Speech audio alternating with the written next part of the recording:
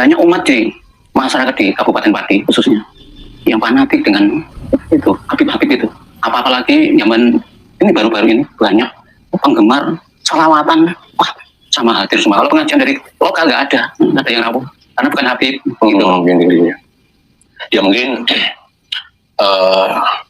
peran dari media selama ini juga bisa mampu mengorbitkan nama mereka, sehingga seiring dengan perkembangan teknologi saat ini informasi dari TikTok, dari WhatsApp, dari YouTube, dari Facebook, dari Instagram tentang mereka, siapa mereka, para Habib itu, akhirnya banyak di antara umat yang tidak tahu menahu, dan kiai juga tidak berperan untuk menyadarkan jamaat atau umat atau masyarakatnya. Akhirnya wah itu berarti benar itu, nek kepengen ketemu karo Kanjeng Nabi, yo lihatlah wajah-wajah orang-orang Habib itu. Jadi seakan-akan ketika bertemu dengan para Habib itu seakan-akan bertemu dengan Rasulullah. Itu doktrin ya. Jadi sebenarnya tidak hanya terjadi di daerah Kabupaten Pati, Bumi Minangkabau, Jawa Tengah saja, di mana-mana. Ya walaupun bisa jadi. Assalamualaikum warahmatullahi wabarakatuh. Alhamdulillahirabbil alamin wassalatu wassalamu ala sayyidil mursalin wa ala alihi washabihi ajmain, amma ba'du. Sahabat semuanya, mudah-mudahan kita dijadikan oleh Allah ulamaul amilin, sadal makbulin fi dunya wal akhirah, sehingga ending daripada itu kita ketika wafat mempunyai sertifikat husnul khotimah. Amin ya rabbal alamin. Dan saya doakan mudah-mudahan kiai-kiai pribumi dan kiai lokal, katanya ada ya kiai lokal lucu. Kiai-kiai pribumi, kiai-kiai lokal, mudah-mudahan ketika mengadakan walimah, ketika mengadakan sholawatan, tabligh akbar, mudah-mudahan mereka jamaahnya pada banyak. Amin ya rabbal alamin.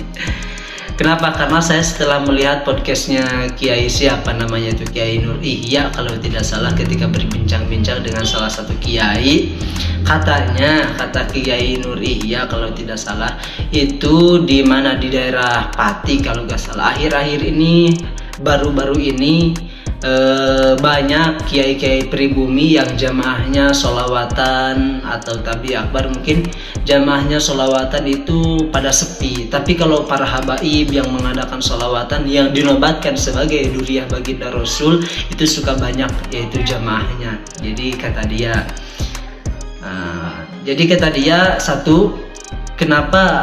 Jadi mungkin dia sampai rela mencaci, sampai rela mengatakan nasabah alawi tidak ada, karena kiai pribumi, kiai lokal kalau suka mengadakan acara sholawatan itu pada sepi jamaahnya.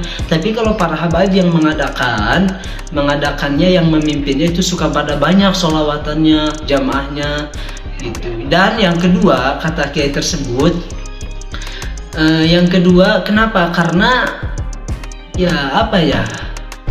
jadi kalau para habaib yang mengadakan sholawatan tabligh akbar suka mendoktrin kepada jamaah-jamaahnya bahwa kalau melihat para habaib yang dinobatkan sebagai duriah Nabi, seakan-akan itu melihat baginda Rasul Sallallahu Alaihi Wasallam. Jadi mendoktrin jamaahnya supaya selalu melihat, memandang yaitu wajah-wajah para habaib, mungkin seperti itu ya. Ya artinya wabil makna.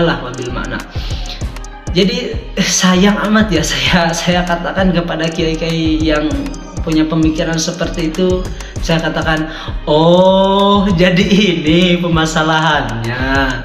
Saya katakan satu kali lagi, jadi oh masalahnya ini, sehingga rela mencaci, memaki, bahkan memutuskan nasabnya para habaib yang dinobatkan sebagai duriah Nabi, rela memutuskan nasab bahkan ke akarnya, yaitu ke Ba'alawi, bahkan rela memutuskan yaitu nasabnya Imam Ubaidillah.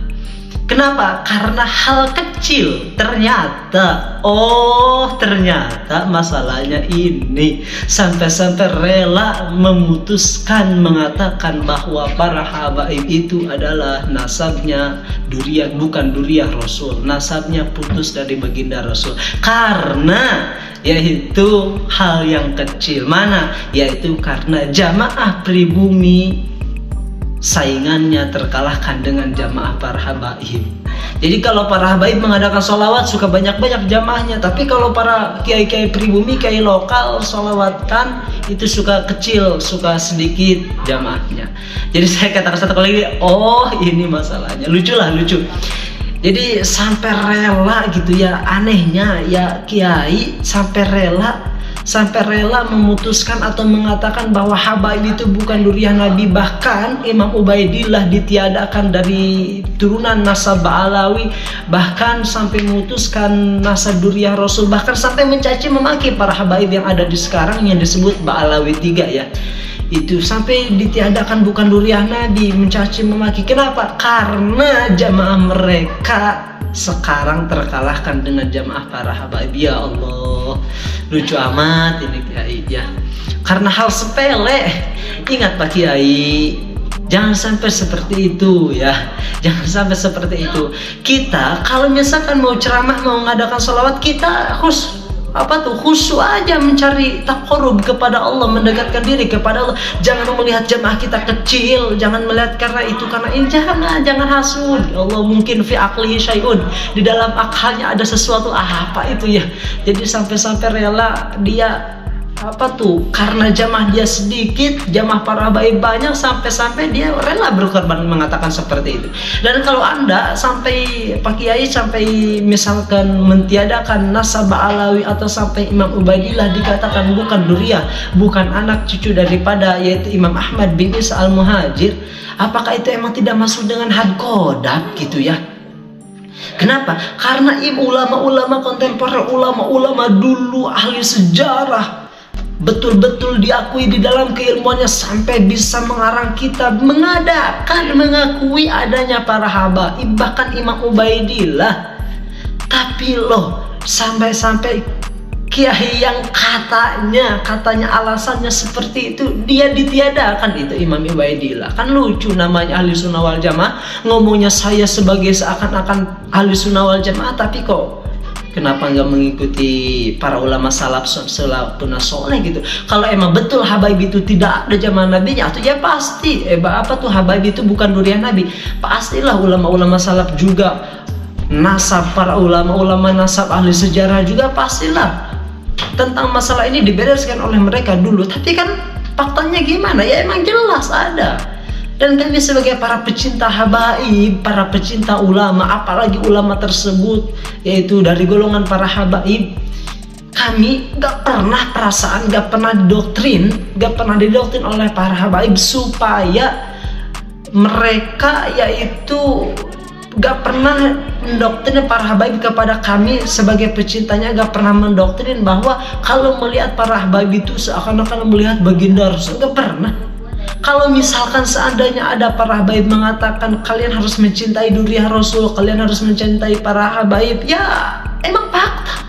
Kenapa? Jangankan para Habaib yang mengatakan itu, emang itu perintah dari Allah, perintah dari Rasulnya. Kan di dalam Al-Quran nyata, qul la as'alukum alaihi ajra illal mawaddata fil qurba. Itu artinya apa? Illal mawaddata fil qurba. Kami tidak meminta apapun atas tentang tabligh risalah ini. Hanya saja ilal mawaddata fil qurba, hanya saja mencintai kerabat Rasul, ai qurba Rasulillah. Dan salah satu kerabat Rasul, salah satu duriah Rasul itu adalah ya zaman sekarang para Habaib, Said Syarif gitu. Jadi luculah, jadi bingunglah ngomelnya ya. Jadi saya katakan satu kali lagi, oh ternyata ini masalahnya. Jadi mungkin ya dohir lidah mereka itu mir'atul batin gitu. Allah alam, mungkin di dalam akalnya fi aqlihi syai'un, ada sesuatu ya. Jadi untuk orang-orang seperti itulah, walaupun dikeluarkan dalil-dalil berbagai kitab-kitab sejarah ulama-ulama dulu, mungkin tidak akan masuk. Ternyata kenapa? Fi aqlihi syai'un.